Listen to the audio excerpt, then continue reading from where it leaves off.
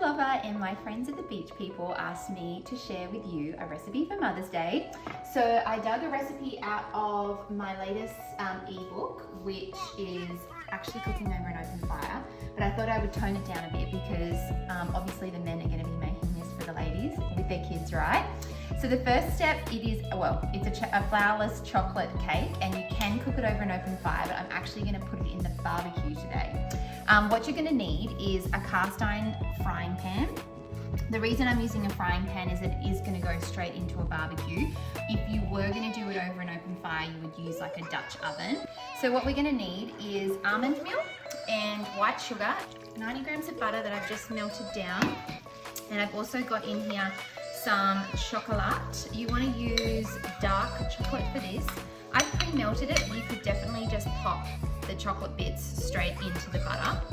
So I'm going to throw that into my melted butter. Always take it off the heat when you're adding chocolate in. And the reason being is that the chocolate can burn easy, and particularly dark chocolate, because the melting point for chocolate is blood temperature. So I'm just going to pop in my chocolate into my butter, and then I'm also throwing in the almond meal and the caster sugar. Random, I know. I've got a shot of coffee. Now this is actually made on just the Nespresso machine, and the actual coffee is from Blackboard, so you can go online and grab some of that. It is delicious coffee. I'm going to pop in a little bit of whiskey, just about that much. It's probably a teaspoon or so, and we're just going to mix it together, and we're just looking for like a glossy consistency. Again, you can totally do this over the fire, or you could just pop this on the barbecue itself as well. And you can see this has got a lovely gloss to it. I haven't had to add it back to my heat. The reason I had the butter kind of warm like that was I knew I could then pop my butter in, I could put my chocolate in and my other ingredients, and the residual heat in the pan helps to just emulsify all of this together. The main thing you want to be really careful for is that it doesn't split, because you're dealing with like a fat, and then you've got your sugars and things like that. So just make sure you give that a really good stir as soon as you pop it in. And it shouldn't be too warm, but we're gonna add some eggs to this. So we're just gonna leave that to the side. And then I've got some eggs here, 3 eggs, and we're gonna separate them. You're gonna make sure you have a really nice clean bowl, metal. The reason you want it to be extra clean is I'm gonna be whipping some egg whites. So I don't know if any of you guys have ever had trouble with making pavlovas and they've been a flop where they've turned into a giant pizza. That would be either because you're using a plastic bowl, or there is water in your bowl from where you've washed it. So dry bowl is what you want. We're gonna split our eggs. So we're keeping the yolks, and we're just gonna pop them into that bowl. And like so. Another trick to getting your egg yolks separated, if you're not really super confident with, switching them between your 2 shells, is to actually just pop it into your hand and just shake it out, and then you end up with your yolk. So we're going to keep the yolk. We're going to put that in our chocolate mixture into our yolk last minute, but I did manage to get a tiny bit of the yolk in there, which is not what you want, because that will hinder your egg whites from aerating and getting lots of getting them nice and light and fluffy, which is, as you know, there's only flour in this, and there's also no rising agent. So our rising agent is actually the eggs themselves. So we'll pop them into your KitchenAid or your handheld mixer, and you're just going to throw it up really high until they become really light and fluffy and white in colour.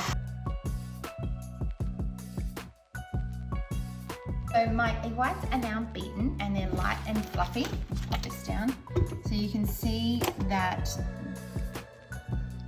they've got heaps of air in them, which is what we want, and that's kind of a bit of a no-no, banging that on the side of your thing, because basically you're going to bang out any air, and our air is what is going to help rise our cake. So don't follow that step.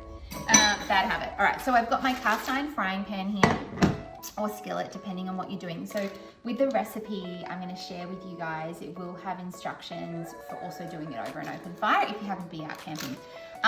parchment paper. The trick with the parchment paper is just to scrunch it up in your hands.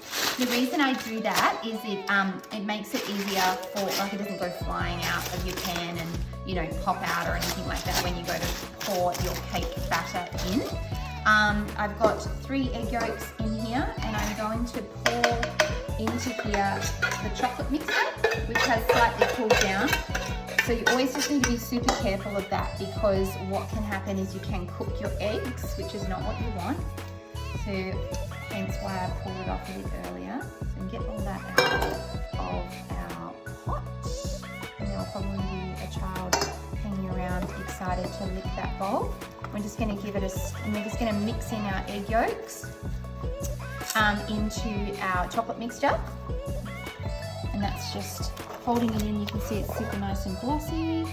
It's ready for our egg whites. So this is actually a really quick and simple cake. I love it. It's actually really yummy for breakfast too, with a cup of coffee. Like maybe you would pack a picnic and head to the beach and have a surf or whatever it is that Mum loves to do. I'm going to pour in my egg whites. I'm just going to pop them on top of my chocolate mixture. Make sure you get all of it out. Like so. Now the trick with incorporating your egg whites into your chocolate mixture is you want to fold them in. So I don't know if you've ever read recipes and they're like fold in the egg whites, you're not quite sure what that means.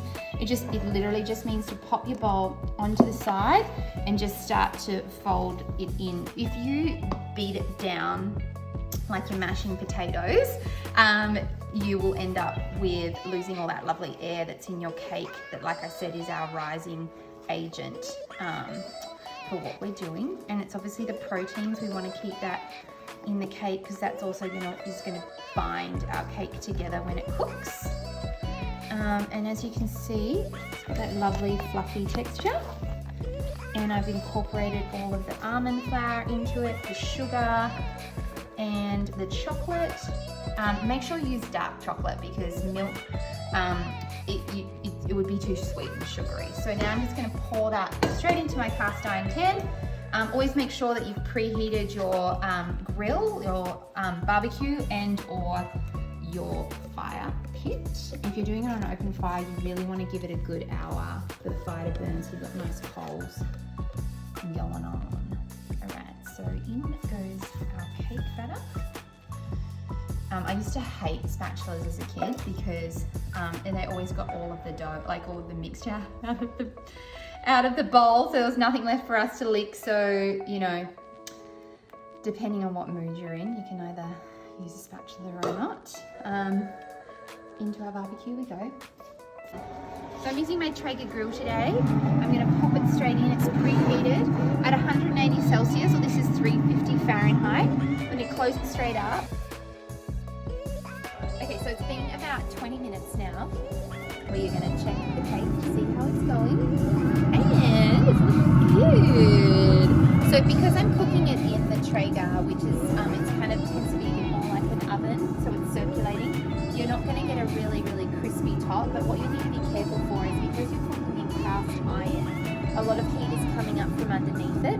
So it's going to keep cooking even when you pull it out. So I'm just testing it now. So it's got a nice little bounce back on my cake, which is perfect. You can see it's risen, so that's definitely done, because I'm also just going to let it sit here for a bit, and I'm not serving it hot. So we're going to let it cool completely down.